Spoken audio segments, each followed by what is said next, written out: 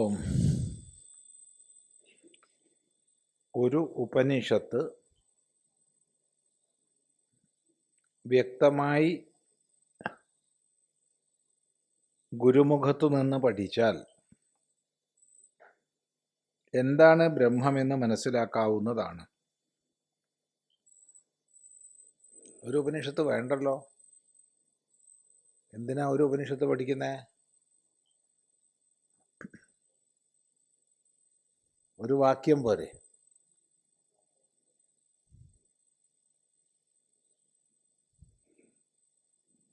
ഒരു വേദാന്ത വാക്യം പഠിച്ചാൽ പോരെ. എന്തിനാ ഒരു ഉപനിഷത്ത് പഠിക്കുന്നേ?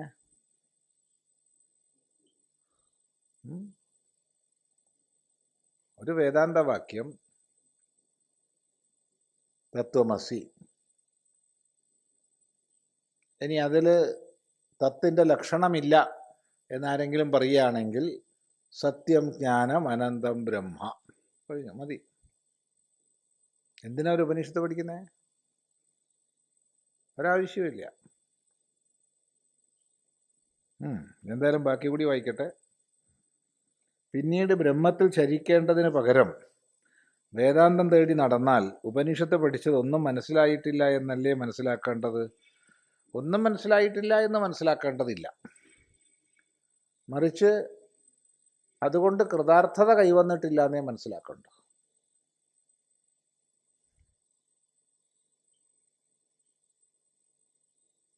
അതുകൊണ്ട് കൃതാർത്ഥത കൈവന്നിട്ടില്ല.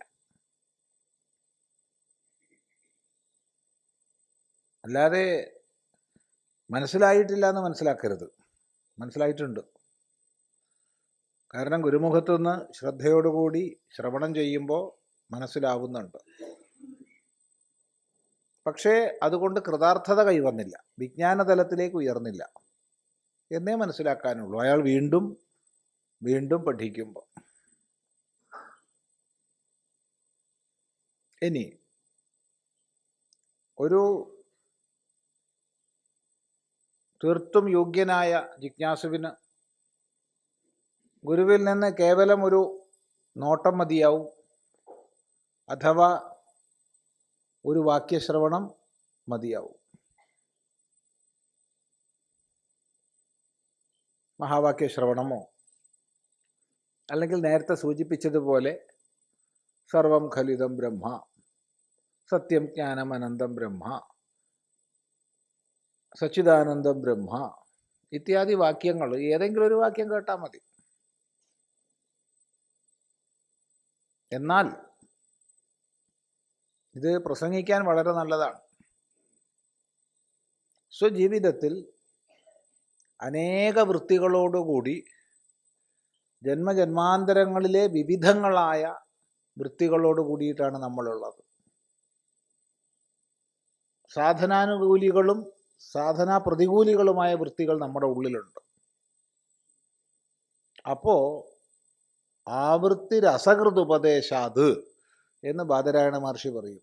ആവർത്തിച്ച് ആവർത്തിച്ച് പല രീതിയിൽ, പല ഭാഷയിൽ, പല പ്രകാരം, പല പ്രാവശ്യം കേൾക്കണം. അതുകൊണ്ട് കേട്ടുകൊണ്ടേയിരിക്കണം. കൃതാർത്ഥത കൈവരുന്നത് വരെ കേൾക്കണം. ഇതാണ് വ്യക്തിയുടെ തത്വസാക്ഷാത്കാരത്തിന് വേണ്ടത്.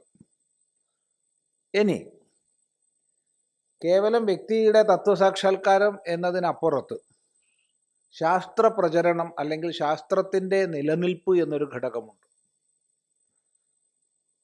ആ ശാസ്ത്രത്തിൻ്റെ നിലനിൽപ്പ് ഉറപ്പുവരുത്തേണ്ടത് ഓരോ തലമുറയുമാണ്.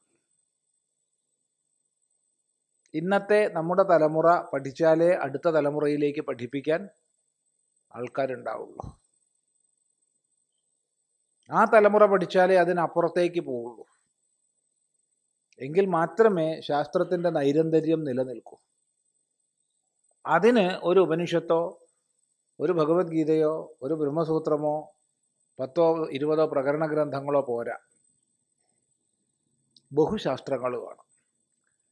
ഈ ബഹുശാസ്ത്രങ്ങൾ സ്വായത്തമാക്കിയാലേ മറ്റൊരാൾക്ക് ഉപദേശിച്ചു കൊടുക്കാൻ പറ്റൂ.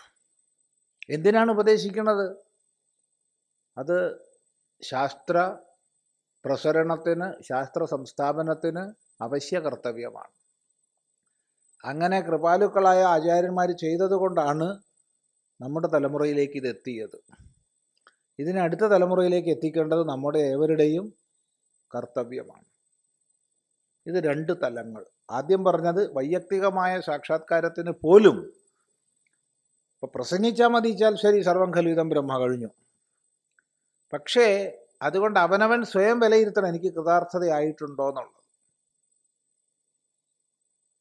ആ കൃതാർത്ഥത വരെ ശ്രവണം ചെയ്യണം. അതുകൊണ്ടാണ് ബാദരായണ മഹർഷി ആവൃത്തിരസകൃതുപദേശാത്, ഈ സൂത്രം ഹൃദയത്തിൽ വെക്കണം. ആവൃത്തിരസകൃതുപദേശാത് എന്ന് പറഞ്ഞത്. അസകൃതുപദേശം പല പ്രാവശ്യം ഉപദേശിക്കേണ്ടി വരും.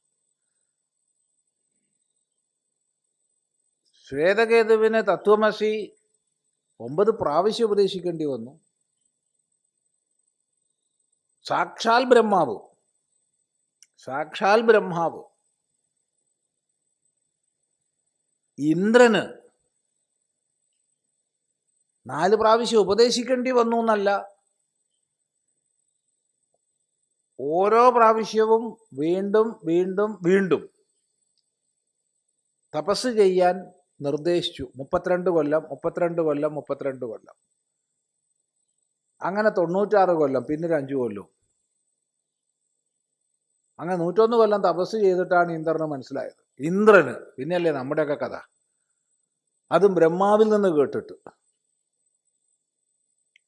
അതുകൊണ്ട്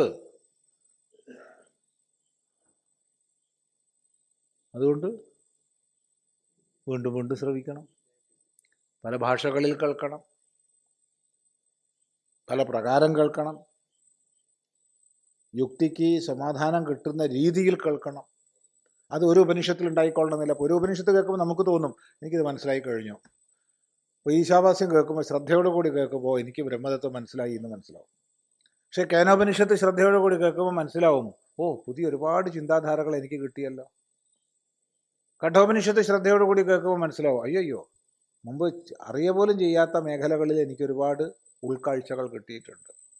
പ്രശ്നോപനിഷത്ത് കേൾക്കുമ്പോൾ ഇതുവരെയുള്ള ഒന്നും പോരാ, ഇതാണ് ഏറ്റവും ആർജവത്തോടു കൂടി പറയുന്നതെന്ന് ബോധിക്കും. അത് കഴിഞ്ഞ് മുണ്ടകം പഠിക്കുമ്പോഴോ ഇതാണ് വേണ്ടത് എന്ന് തോന്നും. അങ്ങനെ അനുക്രമമായൊരു പദ്ധതിയാണ്. അതുകൊണ്ടാണ് ആചാര്യന്മാർ വിവരമില്ലാത്തവരല്ല ഇതൊന്നും പഠിപ്പിക്കുന്നവർ.